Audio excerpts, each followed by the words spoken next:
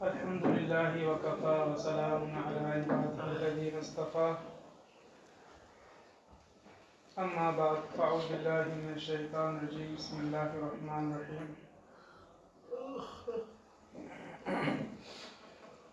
وإذ قال ربك للملائكة إني جاعل في الأرض خليفة.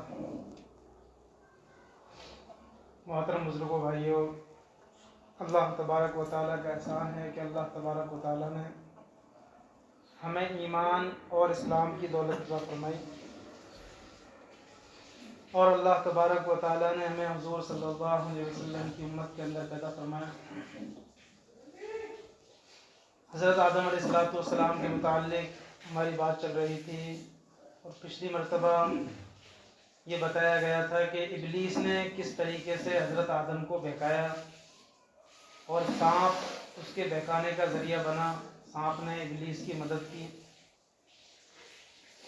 اس کے بعد میں پھر حضور پاک صلی اللہ علیہ وسلم نے اس کے بارے میں بتایا تھا کہ مدینہ کے اندر جو سانپ ہوتے ہیں وہ جنات ہوتے ہیں، اسی طریقے سے گھروں میں عام طور پر جو سانپ نکلتے ہیں وہ جنات بھی ہو سکتے ہیں۔ اس لیے اس کا طریقہ بتایا کہ جب گھر میں کوئی سانپ نظر آئے تو اس کو مارنے سے پہلے اس کو وہ وعدہ یاد دلا دو جو حضرت سلیمان سے اور حضرت نوح علیہ السلام سے انہوں نے کیا ہے۔ ان سے یہ بات کہہ دو کہ تم اگر جنات ہو تو یہاں سے چلے جاؤ۔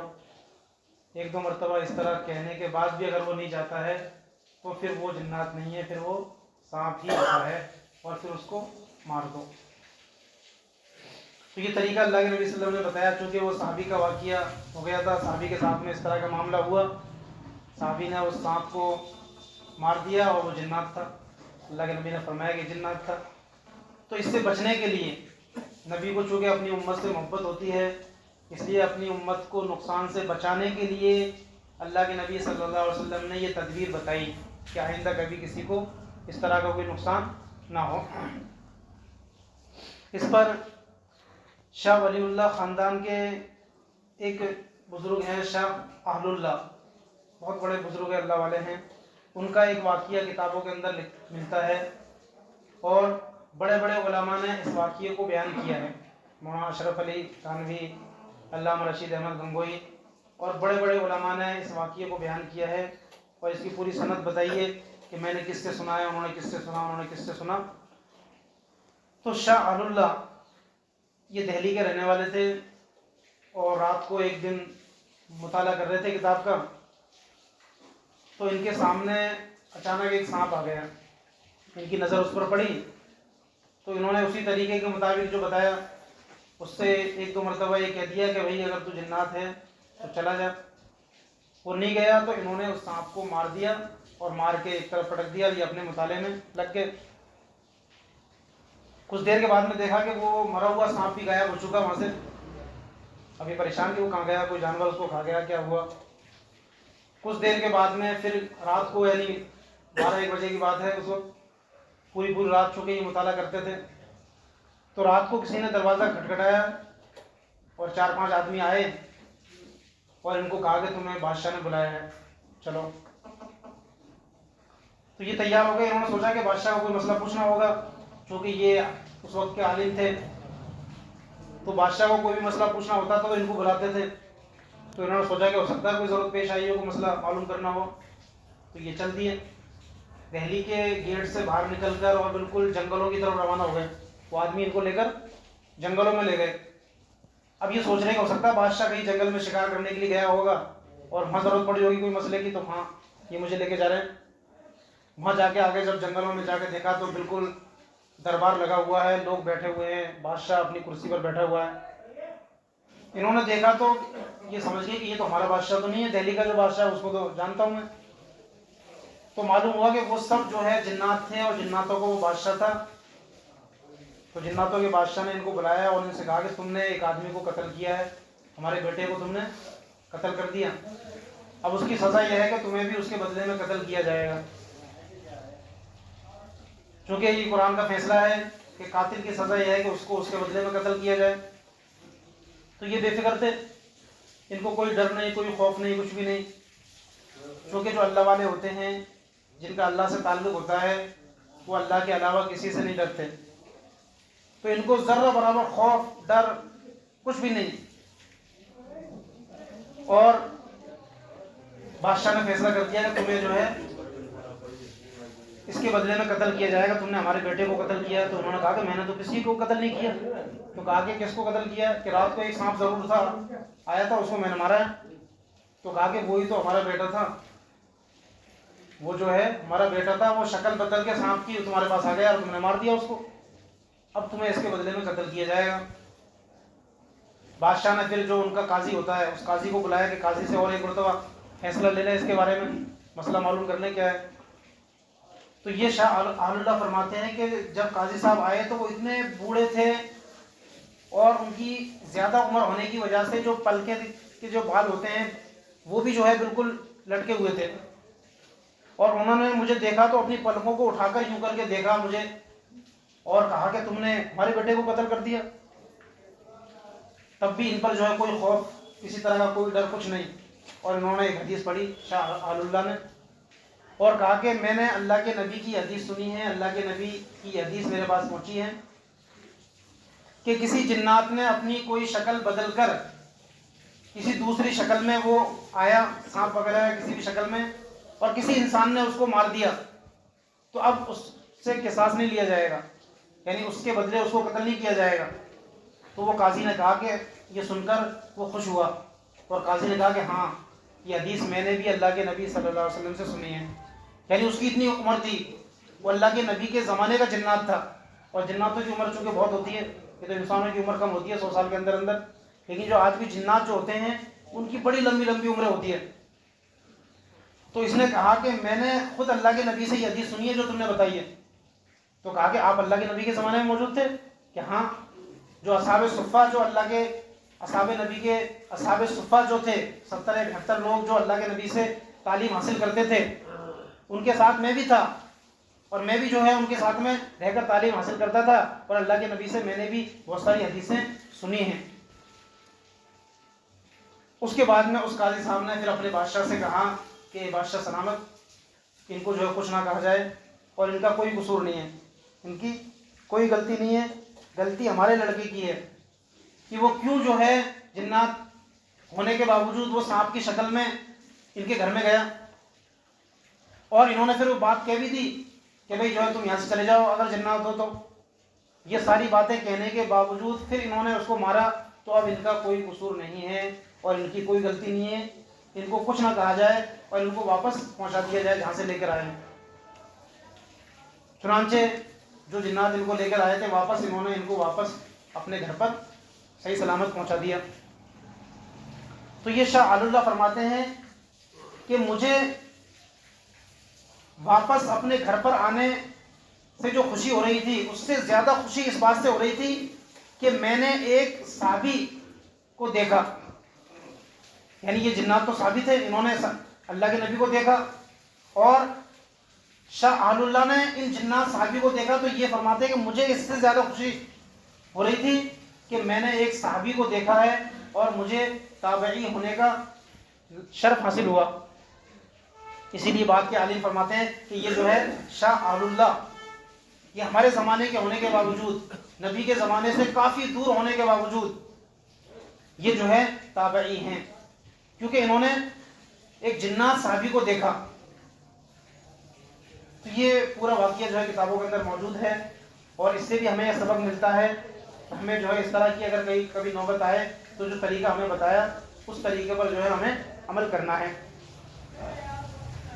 اب جنات، شیطان یہ انسان کے دشمن ہیں. حضرت آدم کو ابلیس نے بہکایا اور جنت سے نکلوایا. تو اسی وقت سے جو ہے ابلیس حضرت آدم کا دشمن بن گیا اور ابلیس کو بھی چونکہ حضرت آدم کے سجدہ نہ کرنے کی وجہ سے جنت سے نکالا گیا، تو ابلیس نے اسی وقت یہ طے کر لیا کہ میں آدم کو اور آدم کی اولاد کو نقصان پہنچانے کی پوری کوشش کرتا رہوں گا. تو اس لیے جو ہے حضرت آدم کو ابلیس نے جنت سے نکلوایا. اب اس کی شکل کیا بنی؟ حدیث کے اندر یہ بھی آتا ہے، اللہ کے نبی صلی اللہ علیہ وسلم نے فرمایا کہ اگر حضرت حوا حضرت آدم کی نافرمانی پر تیار نہ کرتی تو جو ہے یہ نوبت نہیں آتی، لیکن یہ تکوینی معاملہ ہے جو اللہ نے پہلے سے طے کر رکھا ہے، وہ ہو کے رہے گا۔ تو اللہ نے پہلے سے یہ بات طے کر رکھی تھی کہ کس طریقے سے جو ہے یہ دنیا کا نظام چلانا ہے۔ جب حضرت آدم علیہ السلام دنیا میں تشریف لائے تو اس کے بعد حضرت آدم سے ایک مرتبہ اللہ نے پوچھا کہ آدم تم کیوں جو ہے اس درخت کے کھانے پر تیار ہو گئے؟ میں نے تم کو منع کیا تھا، پھر بھی تم نے جو ہے اس کو کھا لیا۔ تو حضرت آدم نے کہا کہ مجھے حضرت حوا نے یعنی میری بیوی نے جو ہے اس کے کھانے پر آمادہ کیا، اس کے کھانے پر جو ہے مجھے انہوں نے تیار کر لیا، اور میں ان کی بات مان کر جو ہے اس کے کھانے کے لیے تیار ہو گیا۔ تو اس لیے جو ہے حضرت آدم کو بھی اللہ نے جنت سے نکال دیا اور حضرت حوا کو بھی جنت سے نکال دیا، اور حضرت حوا کو بطور تنبیہ کے یہ سلسلہ جاری کیا کہ اب جو ہے ہمیشہ حوا کو اور حوا کی بیٹیوں کو ہمیشہ ہر مہینے ان کو حیض آتا رہے گا۔ تو ایک سلسلہ اللہ نے شروع کیا اسی وقت سے لے کر۔ تو حضرت آدم اس درخت کے کھانے پر جو تیار ہوئے وہ عورت کی وجہ سے ہوئے کہ حضرت حوا نے آپ کو تیار کیا۔ اللہ کے نبی صلی اللہ علیہ وسلم نے فرمایا ایک مرتبہ کہ مجھے دوسرے نبیوں کے مقابلے میں دو باتوں پر خصوصیت ہے، حضرت آدم کے مقابلے میں بھی مجھے اللہ نے دو چیزیں خصوصیت سے عطا فرمائی ہے۔ ایک تو ہر انسان کے ساتھ اور ہر نبی کے ساتھ بھی شیطان ہوتا ہے، تو اللہ کے نبی نے فرمایا کہ میرے ساتھ بھی جو شیطان تھا وہ میرا شیطان مطیع اور فرما بردار ہو گیا۔ اب میرا شیطان مجھے نہیں بہکاتا، مجھے گناہ کے کام پر آمادہ نہیں کرتا۔ یہ خصوصیت اللہ نے صرف مجھے دی ہے۔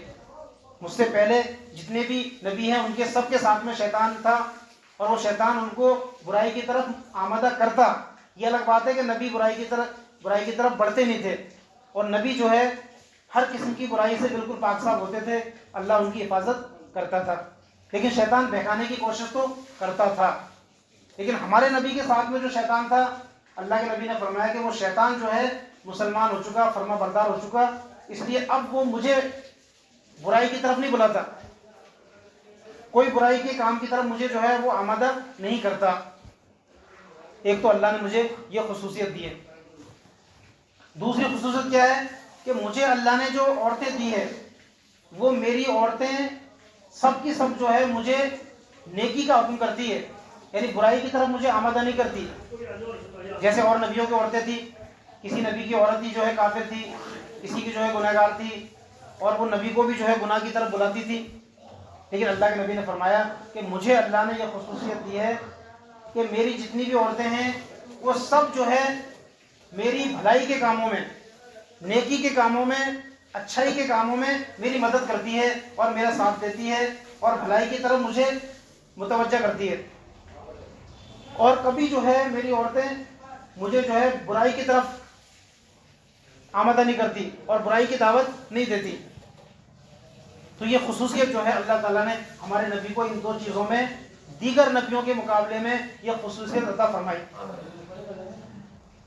اسی طریقے سے ایک حدیث میں اللہ کے نبی صلی اللہ علیہ وسلم نے فرمایا کہ اگر بنی اسرائیل اللہ کی نافرمانی ناقدری نہ کرتے تو آج جو ہمارا گوشت اور جو کھانا ہوتا ہے جو ایک دو دن کے بعد میں جو ہے خراب ہو جاتا ہے وہ خراب نہیں ہوتا، کہ بنی اسرائیل کو اللہ کی طرف سے من اور سلوہ کھانا ملتا تھا۔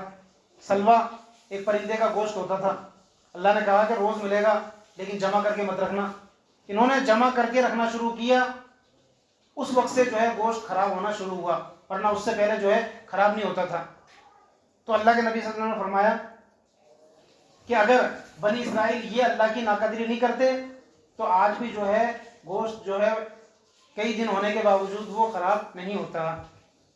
اسی طریقے سے فرمایا کہ اگر حوا حضرت آدم کو اللہ کی نافرمانی پر آمادہ نہ کرتی تو آج بھی کوئی عورت جو ہے اپنے آدمی کو گناہ کی طرف نہیں بلاتی اور گناہ کے کام پر آمادہ نہیں کرتی، لیکن چونکہ حضرت حوا سے یہ غلطی ہوئی کہ انہوں نے حضرت آدم کو اس درخت کے کھانے پر مجبور کیا اور اس کے کھلانے کے لیے تیار کیا۔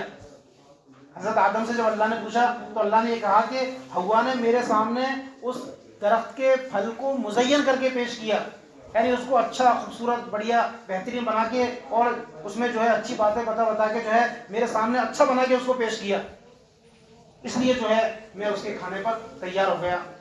پر آج بھی یہی حال ہے عورتوں کا۔ عام طور پر گناہ، عورتیں جو ہے آدمیوں کو گناہ کے اندر مبتلا کرتی ہے، اور آدمیوں کو جو ہے اللہ کی نافرمانی پر، گناہ کے کام کی طرف جو ہے بلاتی ہے، اور نیکی کے کاموں میں ان کی مدد نہیں کرتی۔ ہونا تو یہ چاہیے کہ عورت جو ہے اپنے شوہر کو نیکی کے کام میں مدد کرے اور ان کو نیکی کی طرف متوجہ کرے، نیک کاموں میں ان کی مدد کرے۔ لیکن آج ہماری عورتوں کا حال بالکل الٹا ہے کہ نیک کاموں میں تو مدد نہیں کرتی ہے، اور گناہ کے کاموں میں، گناہ کی طرف ان کو بلاتی ہے، اور آدمی ان کی بات میں آ کر جو ہے اللہ کی نافرمانی کرتا ہے، اللہ کے نبی کی نافرمانی کرتا ہے، اللہ کے نبی کی سنتوں کو چھوڑ دیتا ہے۔ تو اس لیے جو ہے ہمیں اس بات کو سمجھنا ہے کہ ہمیں صرف اور صرف اللہ اور اللہ کے رسول کی فرما برداری کرنی ہے۔ آخر میں یہ جو شاہ اہل اللہ جن کا واقعہ بیان کیا گیا، انہوں نے بتایا کہ ہمیں اللہ نے ہمارے خاندان کو یہ جو فضیلت دی ہے نا، اتنی بڑی مقام اور مرتبہ، یہ کس لیے دیا ہے؟